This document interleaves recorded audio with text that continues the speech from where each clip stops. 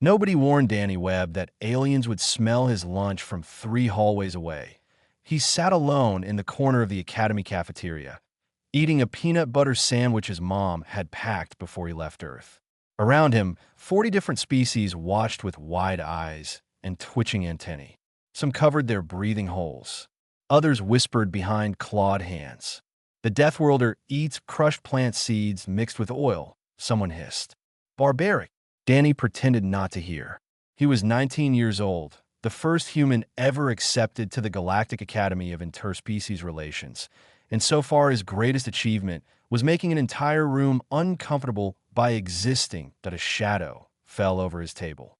Danny looked up to find a massive creature with gray armor-plated skin and 2 curved tusks standing over him. This was Gorum, a Kelthari, and he had made his feelings about humans very clear since day one. "You should not be here, Predator," Gorum growled. "Your kind hunts. Your kind kills. The Academy made a mistake accepting you." Danny put down his sandwich. "I just want to learn. Same as everyone else. You want to learn how to hurt us better." Gorum leaned closer. "We know what Deathworlders are. Your planet tried to kill you every day, and you survived anyway. That makes you dangerous." Before Danny could respond, Gorum walked away. The cafeteria returned to its nervous whispers. Danny finished eating alone. His next class was Advanced Emotional Resonance, taught by an elderly Vorthian named Instructor Palom. The Vorthian had 4 arms, crystalline blue skin, and eyes that seemed to look through everything they saw. When Danny entered the classroom, Palom nodded once, but said nothing. Danny took a seat in the back. A moth-like creature with soft purple wings sat nearby. She had been watching him for weeks, with something other than fear in her compound eyes. "I am Nira," she said quietly. "You are the human." "Danny. Why do you sit alone, Danny?" "Nobody else wants to sit with me." Nira tilted her head. Her antennae twitched. "I do not sense danger from you. Only sadness." She paused. "I'm an empath. My species feels what others feel. You are not what they say you are." Before Danny could respond, Instructor Palom raised all 4 arms for silence. "Today we discuss your final examination," Palom announced. "This semester, you will summon and bond with a fear beast." The class erupted in nervous chatter. Danny raised his hand. "Yes, human. What is a fear beast?" Laughter filled the room. Even Nira looked surprised. Gorum shook his head with disgust from across the classroom. Palom did not laugh. "A fear beast is a manifestation from the psychic plane. It is drawn by collective fear and shaped by it. When summoned properly, a class must maintain emotional control while the beast tests them. If they fail, if they let their terror overwhelm them, the beast attacks." Danny processed this. "So it feeds on fear." "Correct. The examination tests your ability to face terror without losing yourself to it. Many species struggle with this. The beast can sense weakness instantly." Palom's crystal eyes fixed on Danny. "This year's summoning may be especially challenging. We have never had a human present before. Why does that matter? Because humans come from a death world. Your species evolved alongside predators, disasters, and constant danger. Your relationship with fear is different from other species." Palom paused. "The fear beast will sense this. It will be curious about you. That curiosity could make it stronger." Gorum spoke up. "You see, the human will get us all killed." "Enough," Palom said. "The human will participate like everyone else. The summoning is in 3 weeks. Prepare yourselves." After class, Danny walked alone through the academy's curved hallways. The station was massive, home to thousands of students from hundreds of worlds. None of them wanted anything to do with him, but he found a viewing window and stared out at the stars. Earth was out there somewhere, months away by ship. His family, his friends, everything familiar. "You are afraid," Nira said, appearing beside him. Danny laughed softly. "I thought I was supposed to be scary." "You are, but you're also afraid. I feel it." Her wings folded gently. "You are afraid of being alone. Aren't you scared of me?" "Everyone else is." Nira considered this. "My people read emotions. I know what predators feel like. Hunger, aggression, the need to dominate." She looked at him with her many-faceted eyes. "You feel like someone who wants to belong. That is not dangerous. That is just sad. Danny smiled despite himself. Thanks. I think I will help you prepare for the summoning, Nira said. You will need to understand how fear beasts work. They are not evil creatures. They are simply hungry, like everything else. The difference is what they hunger for. Fear. Yes, and humans have much to fear. Your world taught you that. Nira paused. But your world also taught you something else. Something no other species learned. What? How to keep going anyway. That night, Danny lay in his small quarters and thought about the fear beast.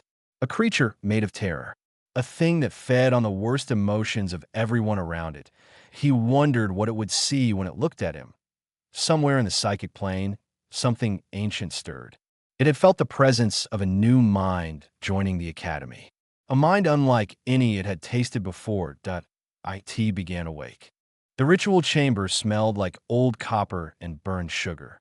Danny stood in a circle with 46 other students, their bodies forming a ring around an empty space where something terrible was about to appear. 3 weeks of preparation had led to this moment. 3 weeks of learning to control his breathing, manage his heartbeat, and keep his emotions steady. 3 weeks of eating alone, studying alone, and wondering if coming here had been a mistake. Only Nira had stayed with him. She stood across the circle now, her purple wings folded tight against her body. She gave him a small nod. He nodded back. Instructor Palum moved to the center of the ring. His crystalline skin caught the dim light and scattered it into rainbows. In his 4 hands, he held objects Danny did not recognize, things that pulsed with inner light and hummed with energy he could feel in his teeth. The summoning begins, Palum announced. Remember your training. The fear beast will test each of you. It will search for weakness. If you feel yourself breaking, step back and focus on your breathing. Do not run. Running excites them. Gorham stood 2 students away from Danny. The massive Kelthari had spent the past 3 weeks telling everyone that the human would doom them all. Now he looked less confident. His tusked jaw was clenched tight. His armor-plated hands trembled. Palum began to chant. The words were not in any language Danny recognized. They seemed to come from somewhere deeper than speech, vibrating through the floor and walls and air itself. The other students joined in, adding their voices to the ritual, their combined will reaching into somewhere beyond normal space. Danny did not know the chant, so he simply stood and waited. He kept his breathing slow. He thought about home. He thought about his mother's cooking and his father's bad jokes, and the way autumn leaves smelled in the yard behind his house. The center of the circle began to darken. It started as a shadow with no source. Then the shadow grew depth and texture, becoming something solid and raw. Eyes appeared in the darkness, dozens of them, blinking open one after another. A mouth followed, then another mouth, then a shape that kept changing because looking at it too long made Danny's brain hurt. The fear beast had arrived. It was massive, larger than any description Danny had heard. Its body was made of living shadow that shifted and flowed like oil on water. Teeth emerged and vanished in random patterns across its surface. The eyes never stopped watching, and it was hungry. The beast prowled the circle's edge, moving from student to student, pressing against the invisible barrier that contained it. Each time it paused, Danny watched someone flinch or gasp or take a step backward. With every reaction, the beast grew larger. Steady, Palum called out. Control your emotions. Do not feed it. But fear was hard to control when something from a nightmare was staring directly at you. One student broke, a small reptilian creature that screamed and ran for the door. The beast lunged after it, growing faster and darker with each passing second. 2 more students fled. Then 5. Then 10. The fear beast was twice its original size now, and its movements had become violent, slamming against the barrier hard enough to make the walls shake. Palum was struggling to maintain the containment. His 4 arms trembled with effort. Then the beast reached Gorham. The Kelthari had talked tough for weeks. He had promised everyone that a true warrior felt no fear.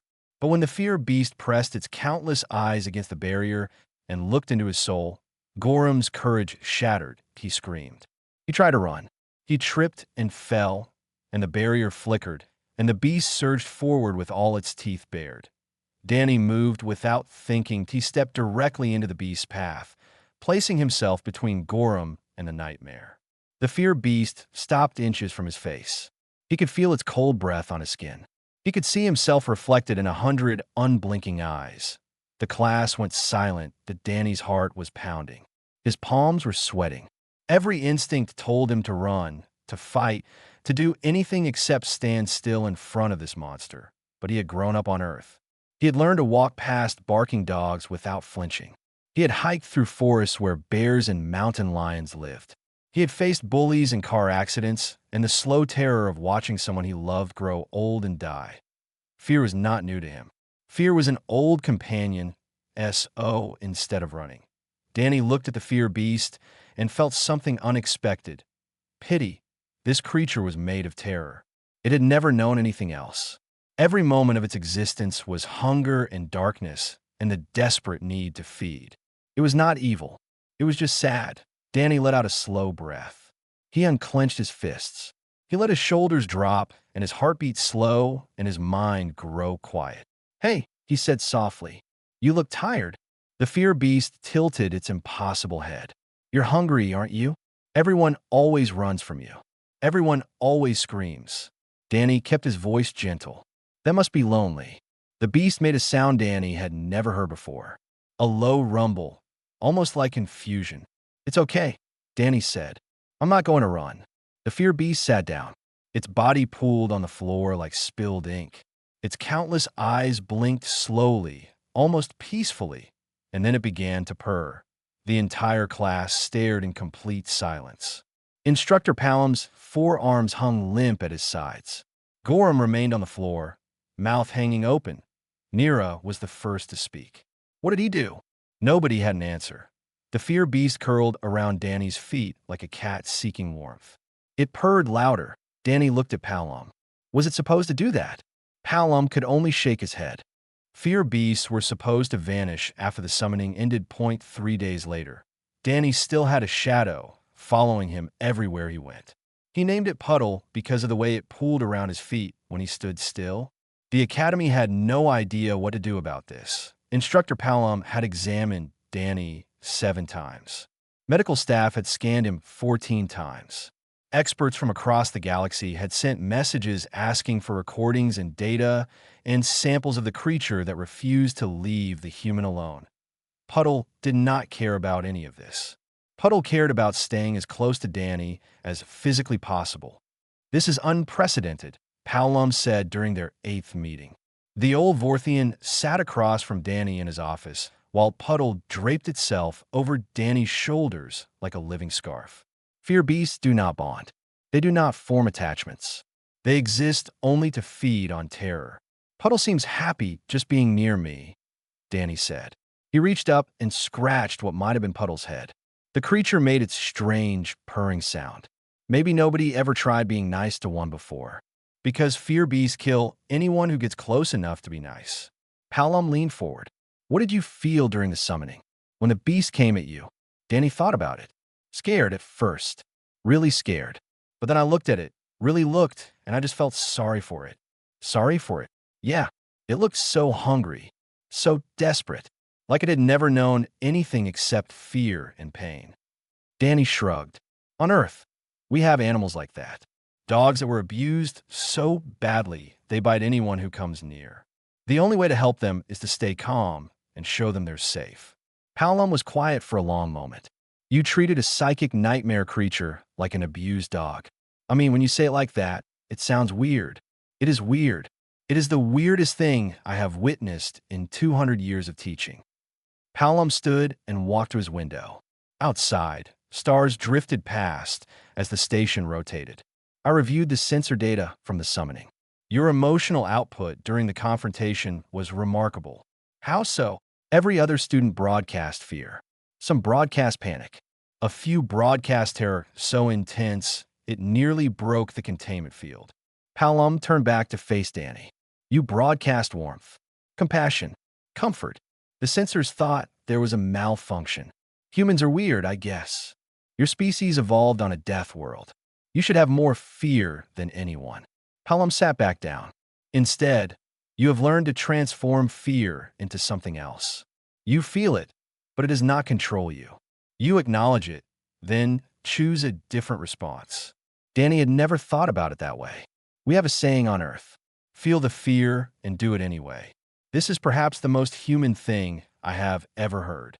Hallam studied Puddle, who was now making happy sounds while Danny rubbed its shifting surface. The fear beast bonded to you because you offered it something it had never experienced, something no other species has ever given it. What? Acceptance.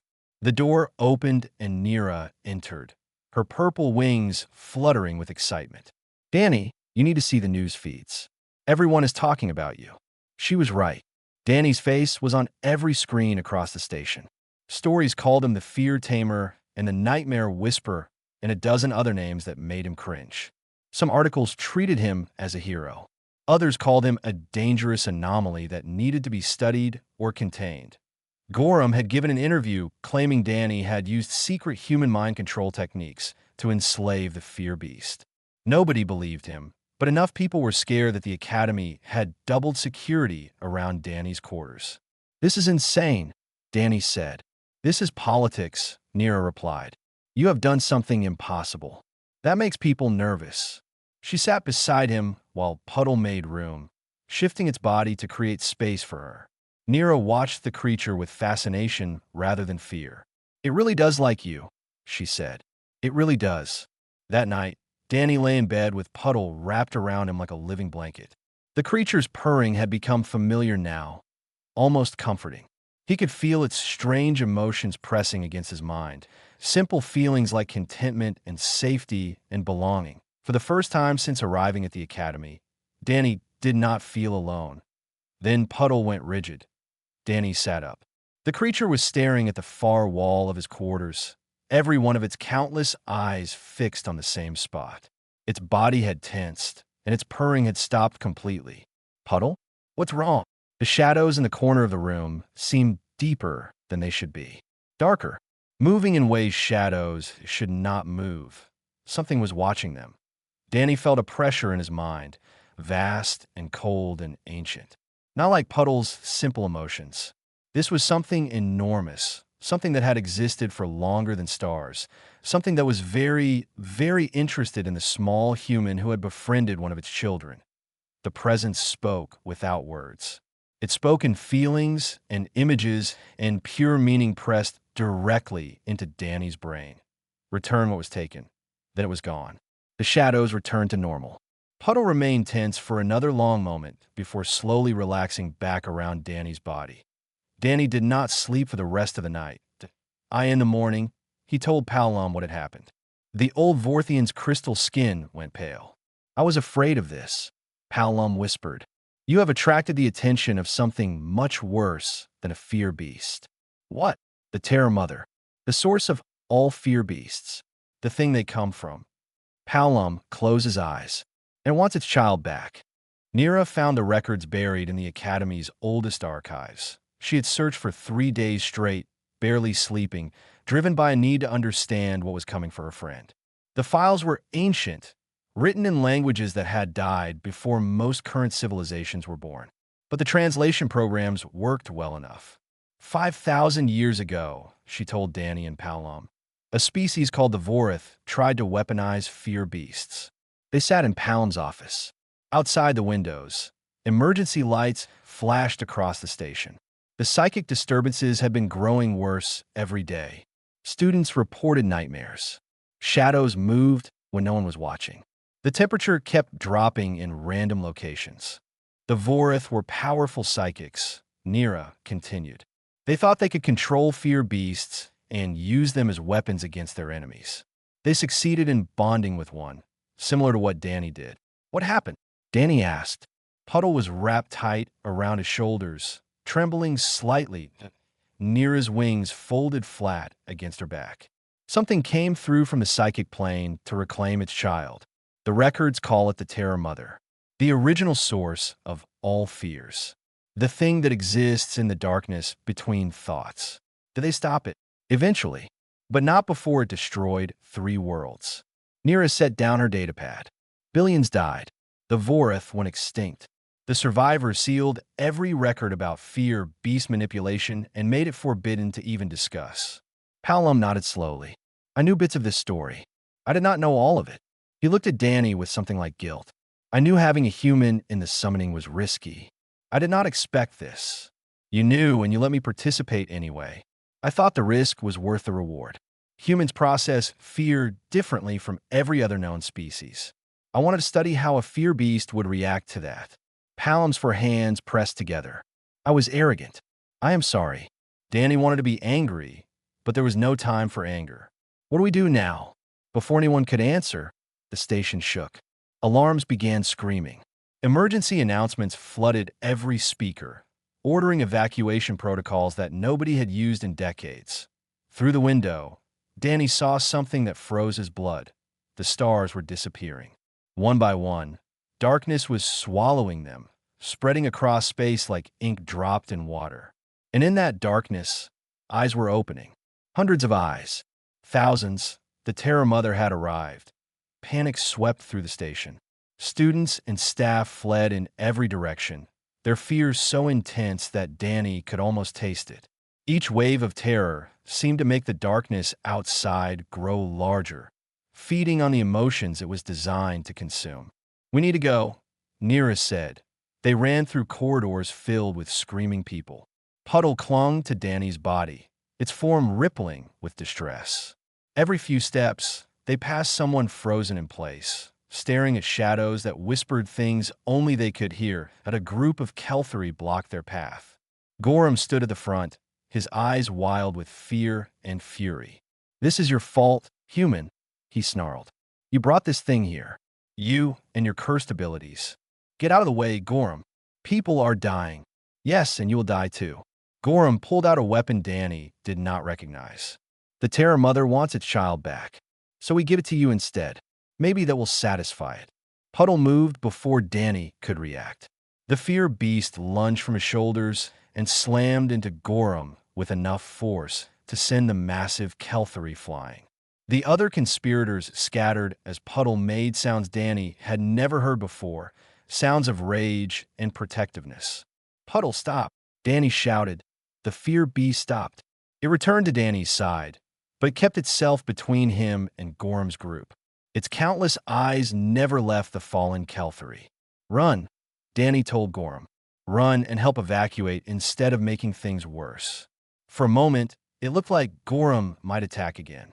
Then another tremor shook the station, and the lights flickered and the darkness outside pressed closer against the windows.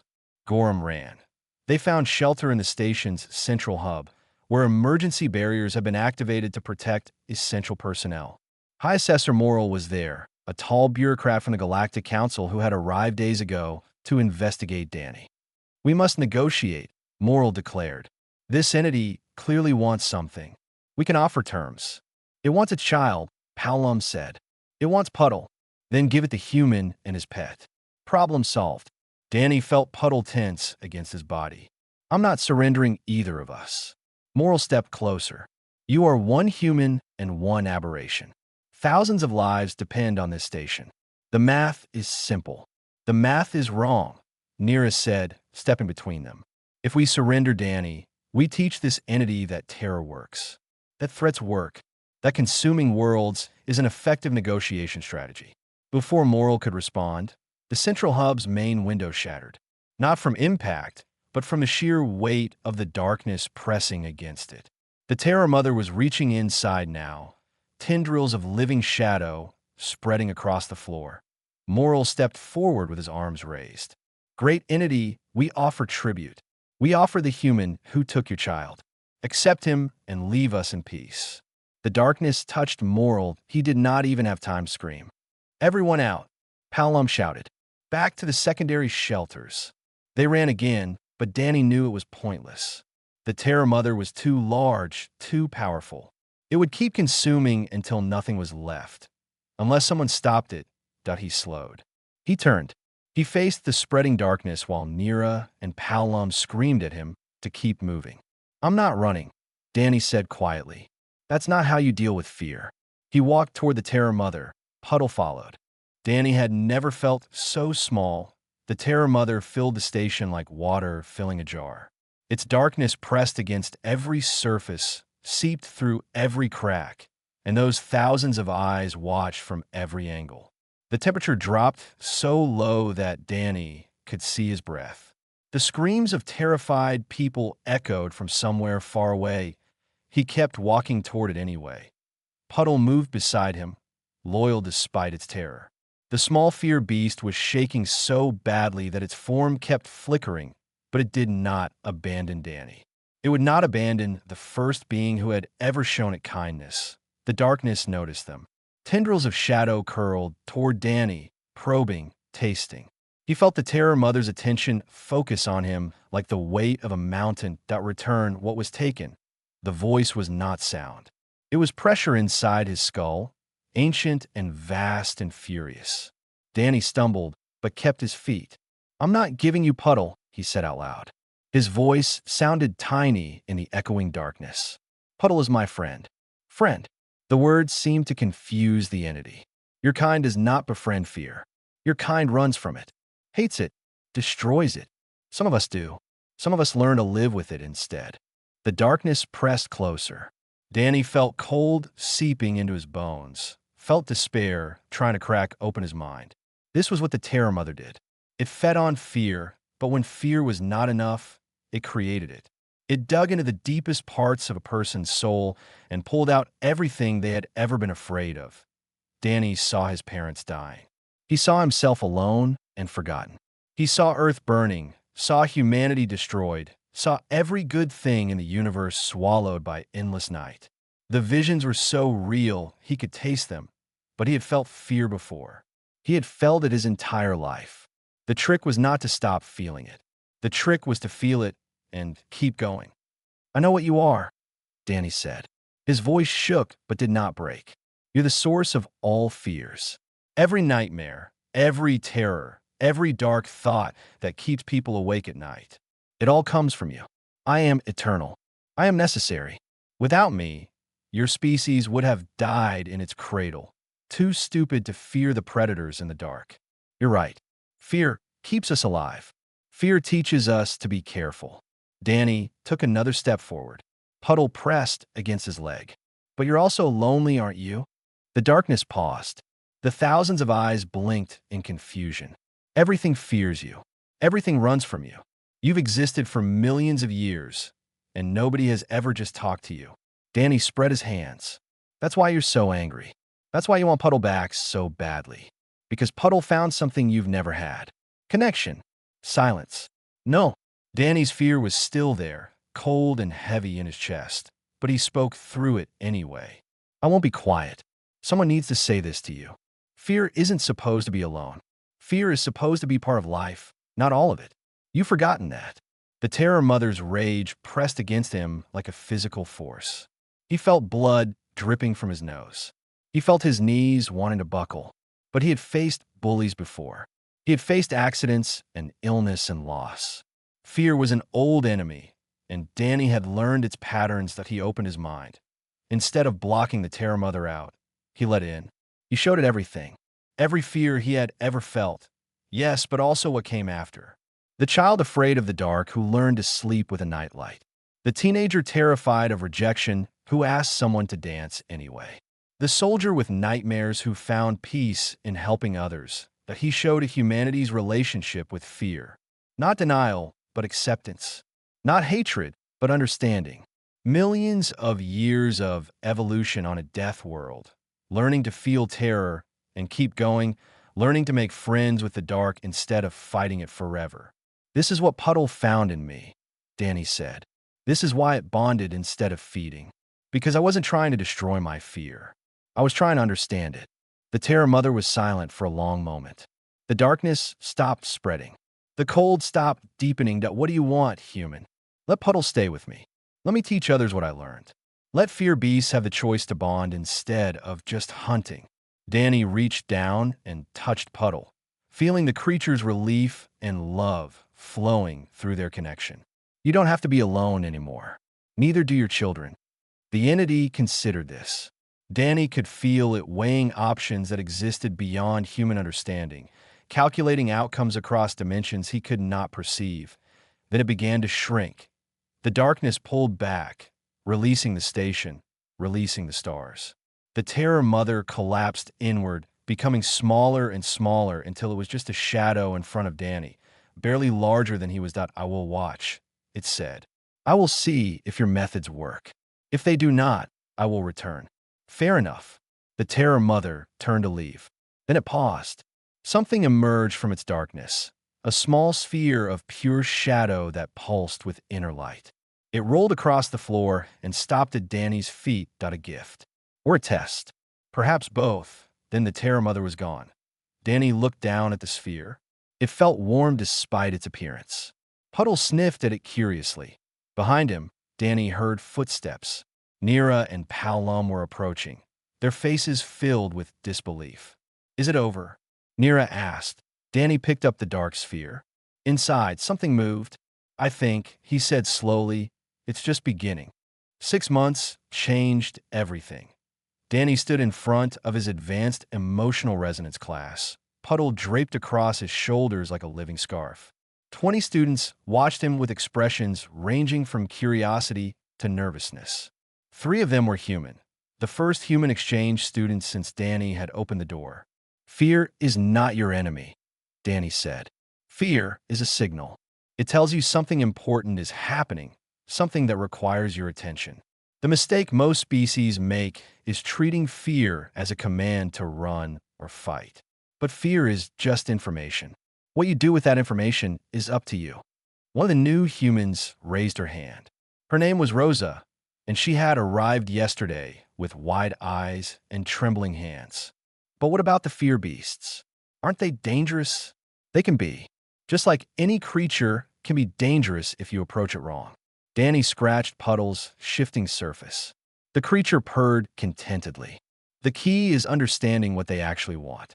They feed on fear, yes, but they're also drawn to emotional connection. Nobody knew that before because nobody ever tried to connect with them." The door opened and Nira entered, carrying data pads filled with research notes. She had become Danny's official research partner, studying the psychological changes in fear beasts that formed bonds instead of feeding freely. Her work was already changing how the galaxy thought about fear itself. "The latest numbers," she said, handing Danny a pad. 3 more successful bondings this week. That makes 12 total across 6 different species. 12 fear beasts living peacefully with companions instead of hunting in the psychic plane. 12 proof points that Danny's methods worked. The Terror Mother had not returned, but Danny sometimes felt its attention in quiet moments, watching, evaluating. After class, Danny walked through hallways that felt different than they had 6 months ago. Students still stared at him, but now their expressions held fascination instead of fear. Some even waved or called greetings. The human who tamed a nightmare had become the Academy's most famous student. Gorham waited outside Danny's quarters. The massive Kelthari looked uncomfortable, his armor-plated body shifting from foot to foot. "Webb? Gorham." They stared at each other for a moment. Then Gorham lowered his head, a gesture Danny had learned meant deep respect among the Kelthari. "I was wrong about you. About humans. I believed the stories about Death Worlders. Believed you were nothing but predators wearing civilized faces." Gorham raised his eyes. "You saved my life during the summoning. You faced the Terror Mother for all of us. I have not thanked you properly. You don't have to. I do. My people value courage above all else. What you did was the bravest thing I have ever witnessed." Gorham placed a clawed hand on Danny's shoulder. "If you ever need anything human, you need only ask." He walked away before Danny could respond. Inside his quarters, Danny found Palom waiting with official documents spread across the table. The old Vorthian had aged visibly since the Terror Mother incident, but his crystal eyes still sparkled with intelligence. "The Galactic Council has approved your proposal," Palom said. "They are funding a full research program into human fear management techniques. They want to train specialists from every species in your methods." "That's great. They also want you to lead the program." Palom smiled. You would become the youngest department head in Academy history. Danny sat down heavily. Puddle flowed from his shoulders to his lap, settling into a comfortable puddle of living darkness. I'm 19 years old. I was just a student a year ago, and now you're something more. You change how the galaxy understands fear. You deserve this opportunity.